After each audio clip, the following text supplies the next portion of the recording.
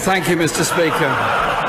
I would like to echo the words of the Prime Minister concerning the 36 who died and the 100 injured in the vile terrorist attack at Ataturk Airport, and I'm sure that our consular services will be doing everything they can to assist those that have been affected. I'd also like to thank him for referring to the memorial for the Somme on Friday, and I look forward to being with him there at the memorial service of those who died in that dreadful battle. I think, Mr. Speaker, it would also be appropriate if we paid tribute to Lord Patrick Mayhew, who died last weekend. As Northern Ireland Secretary, he was the driving force behind the Downing Street Declaration in 1993 that did lead to the first ceasefire.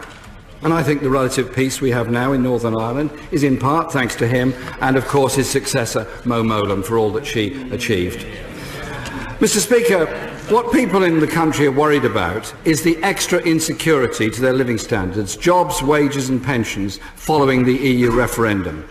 In recent days, we've heard uncertain words about the future of some of the major companies in Britain, like Siemens, which has been here for a very long time. What meetings has the Chancellor had with major companies, Siemens, Visa, Vodafone and others, to try to stabilise the situation? Well, first of all, he's absolutely right to mention Patrick Mayhew. He did play a huge role in the delivery of the peace process. He was also a brilliant Attorney General and someone who I think exuded a belief in public service and the national interest and was a kind and goodly man. And I was very sad to hear of his passing. I sent a message to him via his wife shortly before he died, and I know there are many people in this House who want to send their good wishes to his family.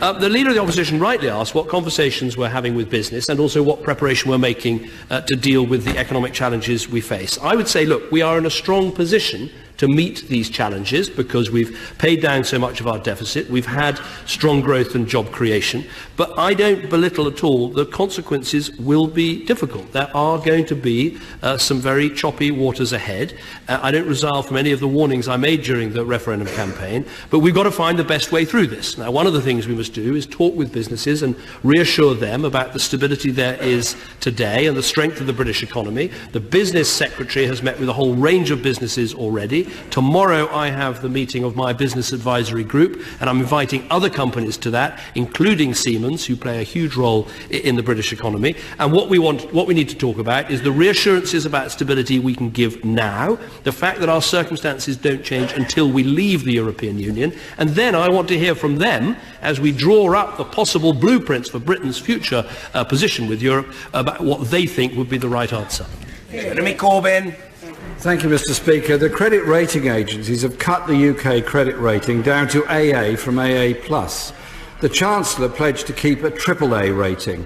What estimate has the government made of the cost to the Exchequer of this downgrade in terms of borrowing costs and of the risks to pension funds?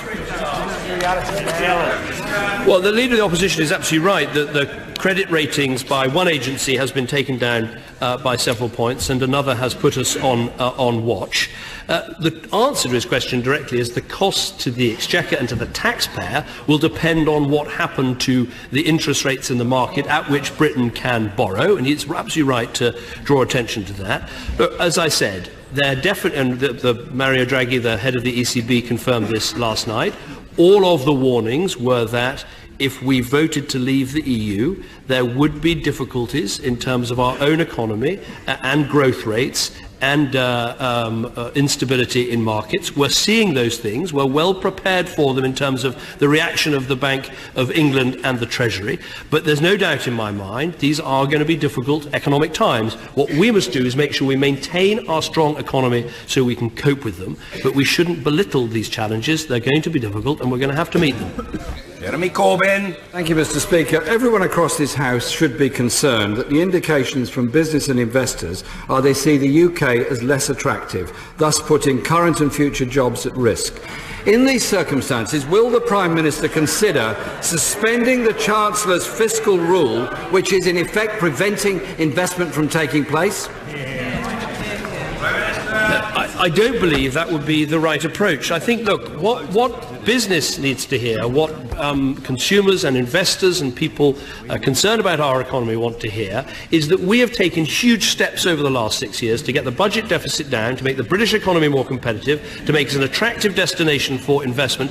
They want those things to continue. And of course, if we do see economic difficulties, one of the ways we have to react to that is to make sure that our public finances and our economy remain strong. We shouldn't have taken all the steps of the last 6 years to get the deficit down in order to see us get onto a more difficult path. So I don't think it'd be right to suspend fiscal rules. As I say, there are three phases to this. The first is the volatility we see, which the Bank of England and the Treasury must cope with. The second is the uncertainty about Britain's future status, which we need to bring to an end as fast as possible by examining the alternative models and then my successors choosing which one we should go for. And then we need to bear in mind the long-term damage to the British economy is based on how good our trading relationship will be with the European Union. Now, for my part, I think we want the closest possible relationship in terms of trading with the European Union, and that's something that can be discussed and debated in this House as well as by the next government. Jeremy Corbyn. Thank you, Mr. Speaker. This week, sadly, there has been more evidence that racist incidents are increasing. Evidence collated by monitoring groups shows that in the last 3 or 4 days alone, attacks and abuse from Stoke to Stockton, from Dorset to the Clyde.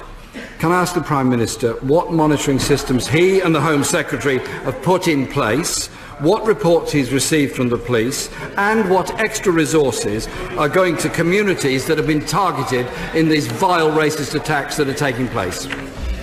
Well, first, let me agree with the right honourable gentleman. These attacks are appalling and they need to stop, and it's right that everyone in this House and everyone on all sides of the referendum debate utterly condemns them. That is not what we do in Britain. Let me say that I reassured Prime Ministers, countries such as Romania and Poland and the Czech Republic who were concerned about this issue at the meeting that we had last night. So we do monitor these attacks and the Home Secretary gets regular reports, but I can tell the House that we will be publishing a new action plan on tackling hate crime shortly to step up our response.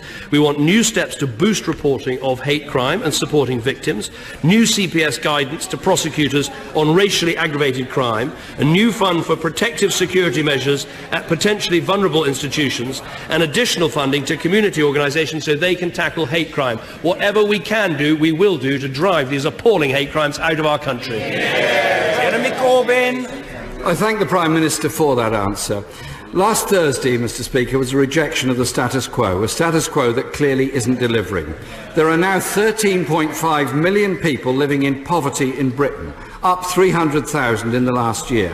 4.5 million people in England and Wales alone are in insecure work, and 2/3 of children in poverty are living in households where at least one adult is in work.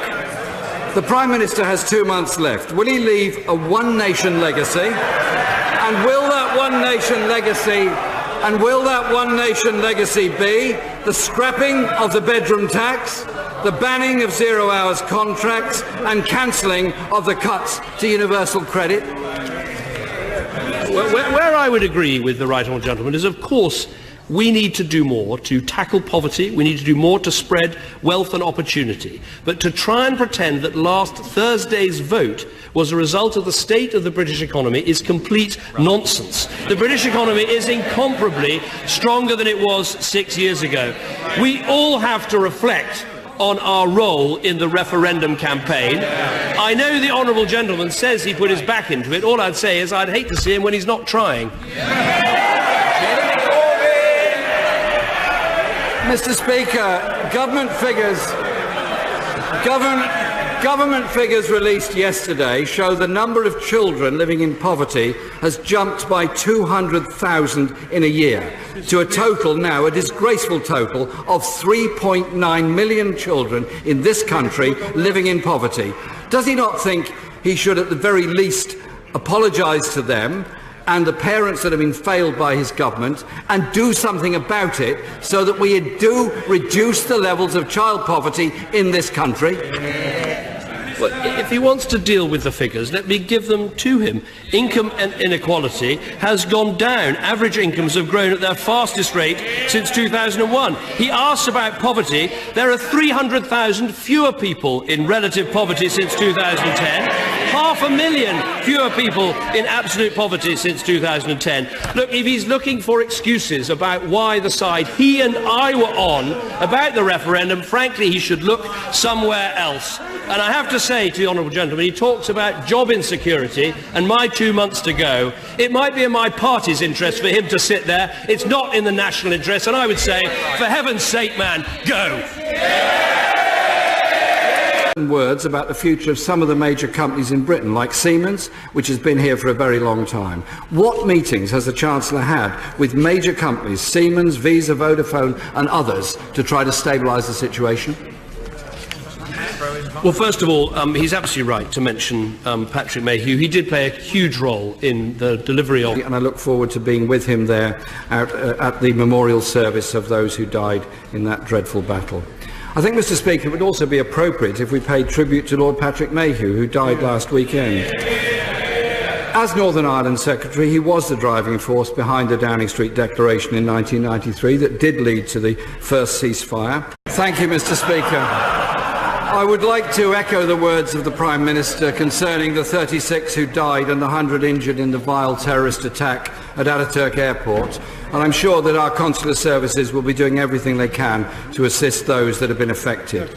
I'd also like to thank him for referring to the memorial for the Somme on Friday. The peace process. He was also a brilliant Attorney General and someone who I think exuded a belief in public service and the national interest and was a kind and goodly man. And I was very sad to hear of his passing. I sent a message to him via his wife shortly before he died. And I think the relative peace we have now in Northern Ireland is in part thanks to him and, of course, his successor, Mo Mowlam, for all that she achieved. Mr. Speaker, what people in the country are worried about is the extra insecurity to their living standards, jobs, wages and pensions following the EU referendum. In recent days, we've heard uncertain